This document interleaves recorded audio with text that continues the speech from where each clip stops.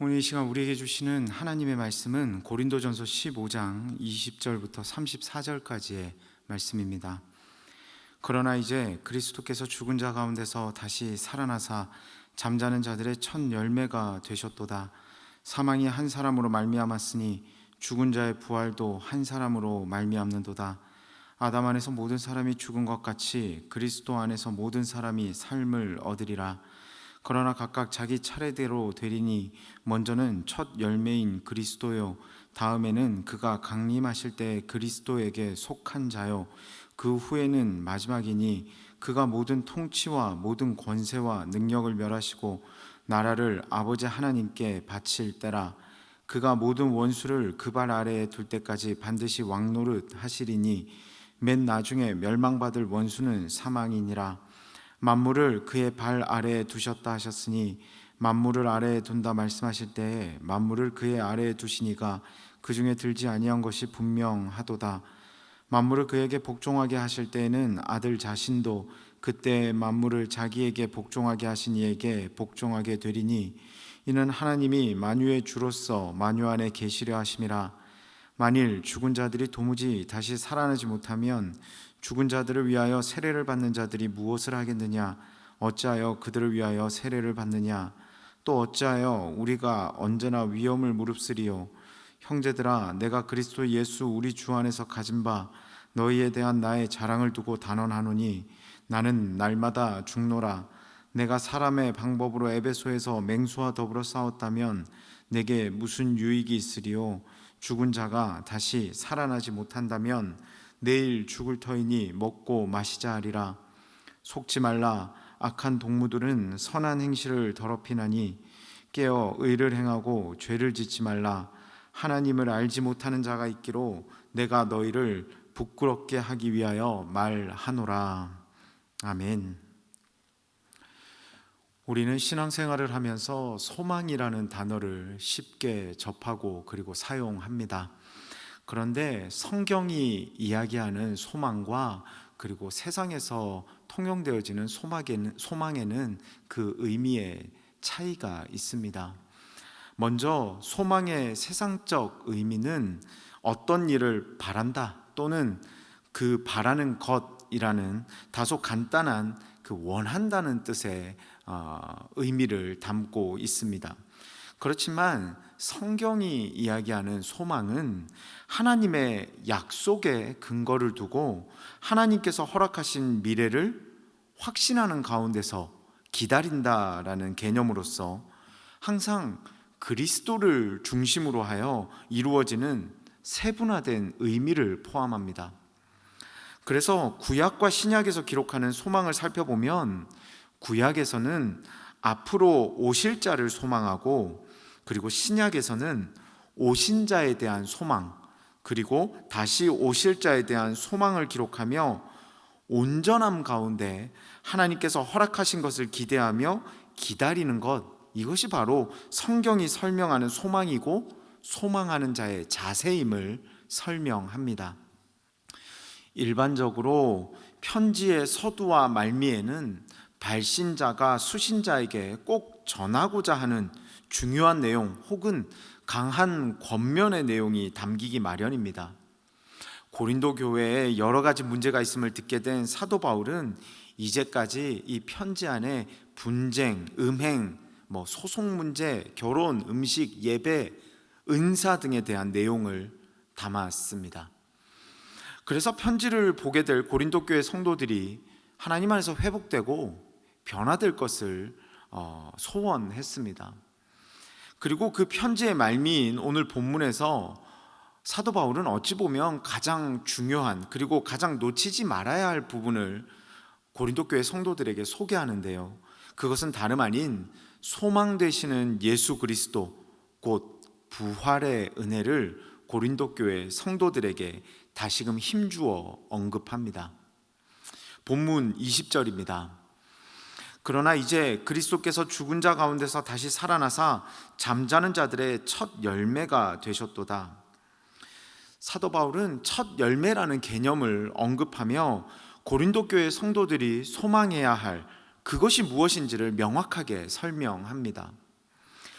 첫 열매는 곡물이나 과일 중 그의 처음 거두게 된 것, 그리고 사람과 가축의 경우에는 어미의 태에서 첫 번째 태어난 것을 가리키는 것으로서 전체를 염두에 두고 집합 차원에서 볼 때 앞으로 이어질 수확의 시작을 알리는 의미를 담고 있는 것이 바로 이 첫 열매라는 개념이고 단어입니다. 즉, 첫 열매는 전체 추수의 예고이며 상징인 것인데요, 사도 바울은 예수 그리스도의 부활이라는 첫 열매를 설명하며 예수 그리스도의 십자가 죽음과 부활을 시작으로 앞으로 죽은 자들의 대규모 부활이 있을 것임을 분명하게 설명합니다. 그리고 이를 이해시키기 위해 한 사람의 죄로 인해 모든 사람에게 죄가 흘러갔던 이 죄가 전해졌던 아담을 통한 죄의 확장성을 예로 들며 온전한 첫 열매를 인정하고 따름의 중요성을 언급하는데요, 오늘 본문 가운데 22절입니다. 아담 안에서 모든 사람이 죽은 것 같이 그리스도 안에서 모든 사람이 삶을 얻으리라. 아울러 첫 열매인 예수 그리스도의 부활을 믿고 따르는 성도는 분명히 부활의 은혜를 누리게 될 것임을 그리스도 안에서 모든 사람이 삶을 얻으리라 라는 표현을 들어 사용하며 본문 22절에서 설명합니다.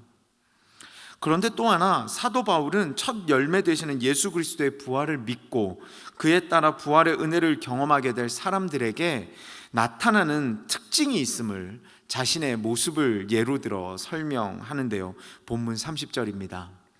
또 어찌하여 우리가 언제나 위험을 무릅쓰리요. 이어서 32절입니다. 내가 사람의 방법으로 에베소에서 맹수와 더불어 싸웠다면 내게 무슨 유익이 있으리요. 죽은 자가 다시 살아나지 못한다면 내일 죽을 터이니 먹고 마시자 하리라. 바울은 첫 열매 되시는 예수 그리스도를 따르는 자에게는 소망의 명확성이 생성됨을 언급합니다.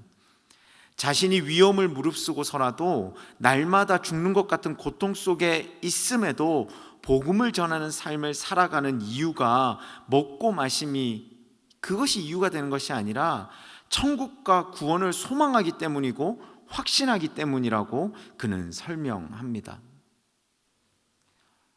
예수 그리스도, 첫 열매 되시는 예수 그리스도를 믿음으로 구원받고 다시금 자신도 부활할 것을 확신하고 있기 때문에 그는 어떠한 세상적 어려움에도 담대할 수 있다라는 것입니다.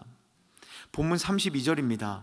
내가 사람의 방법으로 에베소에서 맹수와 더불어 싸웠다면 내게 무슨 유익이 있으리요. 죽은 자가 다시 살아나지 못한다면 내일 죽을 터이니 먹고 마시자 하리라. 부활의 은혜를 믿기에 예수 그리스도를 따르는 온전한 신앙을 견지할 수 있음을 설명하며 믿음이 곧 혼탁하고 어지러운 세상을 살아갈 수 있고 견뎌낼 수 있는 이유임을 분명히 합니다. 그렇기에 그는 33절과 34절에서 고린도 교회 성도들에게 다음과 같이 강권하는 것입니다. 속지 말라. 악한 동무들은 선한 행실을 더럽히나니 깨어 일을 행하고 죄를 짓지 말라. 하나님을 알지 못하는 자가 있기로 내가 너희를 부끄럽게 하기 위하여 말하노라. 요한복음 3장 16절 보면 우리가 잘 아는 말씀 이렇게 기록되어 있습니다. 하나님이 세상을 이처럼 사랑하사 독생자를 주셨으니 이는 그를 믿는 자마다 멸망치 않고 영생을 얻게 하려 하심이라. 첫 단추가 중요하다는 이야기를 합니다. 아담이라는 첫 단추를 통해 죄가 흘러가게 되었듯이 예수 그리스도라는 첫 단추, 첫 열매를 통해 믿는 자들에게는 구원의 은혜가 흘러가게 됩니다. 그리고 그 첫 열매를 의지하고 따르는 자는 구원과 부활의 확신이 있기에 세상을 의지하기보다 하나님을 더욱 의지하고 소망하며 세상의 노예가 아닌 하나님의 자녀로서 고귀하고 구별된 삶을 멋지게 살아갈 수 있습니다. 사랑하는 성도 여러분, 저와 여러분 오늘도 치열한 세상 가운데 나아갑니다. 바라기는 예수 그리스도를 첫 열매 삼아 부활의 확신으로 세상 안에서도 담대히 살아가며 하나님의 기쁨을 누리기에 부족함이 없는 저와 여러분의 축복된 귀한 삶이 되시기를 주님의 이름으로 축원합니다. 이 시간 함께 주신 말씀을 기억하며 기도하며 나아가길 원합니다. 주님, 부활의 첫 열매 되신 예수 그리스도를 잊지 않는 나의 삶이 될 수 있도록 인도하여 주시옵소서. 그리고 주를 시인하고 믿음으로 세상 가운데서 흔들림 없는 삶을 살아가는 우리들, 사도 바울과 같은 담대함을 나타내는 우리 모두가 될 수 있도록 인도하여 주시옵소서. 함께 이 기도의 제목을 붙들고 합심하여 기도하며 나가길 원합니다. 기도하겠습니다. 사랑과 은혜가 충만하신 하나님 아버지 은혜에 감사를 드립니다. 귀한 시간 허락하여 주시고 오늘 고린도전서 15장의 말씀을 통하여서 우리의 첫 열매 되시는 예수 그리스도를 다시 한번 깊이 묵상하고 다시 한번 기억하게 하여 주심에 감사를 드립니다. 우리가 예수 그리스도가 나의 구주 되심을 기억하게 하여 주시고 주를 믿고 의지함으로 인하여 나에게도 부활의 은혜가 있음을 기억하게 하여 주시사 세상 가운데서도 어려움 당하지 않고 세상 가운데서도 타협하지 않고 세상 가운데서도 담대하게 주님의 자녀로서의 모습을 나타내며 은혜의 삶을 살아가는 우리 모두가 될 수 있도록 주님 지키시고 인도하여 주시옵소서. 오늘 한날의 삶 또한 주님께 의탁하며 기도하며 나아갑니다. 주님께서 일하시고 인도하여 주시사 주님 안에서 참된 기쁨과 은혜가 충만한 축복된 하루 우리 모두의 삶이 될 수 있도록 인도하여 주시옵소서. 이제는 우리 주 예수 그리스도의 은혜와 하나님 아버지의 극진하신 사랑하심과 성령님의 감화, 감동, 내주 교통하심이 첫 열매 되시는 예수 그리스도를 나의 주로 고백하며 흔들리지 않는 믿음으로 세상 가운데서도 삶을 살아 결국은 주님과 함께 부활의 기쁨을 누리고 세상 가운데서도 담대히 승리하기를 소원하며 나아가는 사랑하는 우리 성도님들의 머리 위에와 이들의 가정과 건강과 꿈과 비전과 그 모든 것들 위에 이제로부터 영원토록 함께 하시기를 간절히 축원하옵나이다. 아멘.